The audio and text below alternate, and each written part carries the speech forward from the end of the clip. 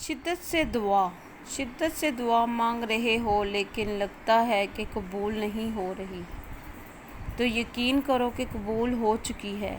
اللہ بس تمہیں بہترین وقت پر دینا چاہتا ہے۔ قبولیت کا اشارہ، دعاؤں کا مسلسل تمہارے لبوں کی تسبیح بن جانا اللہ کی طرف سے تمہارے لیے قبولیت کا ایک اشارہ ہے۔ اور دعائیں مانگتے رہو، اسے اپنے بندے کے اٹھے ہوئے ہاتھوں کی لاج رکھنا آتی ہے۔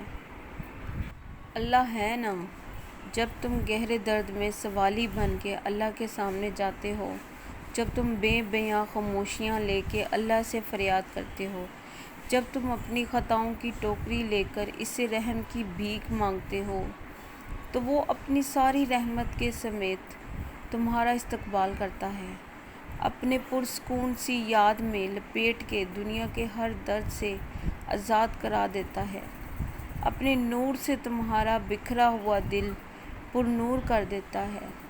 بس اس کی طرف آنے کی ذرا سی دیر ہے۔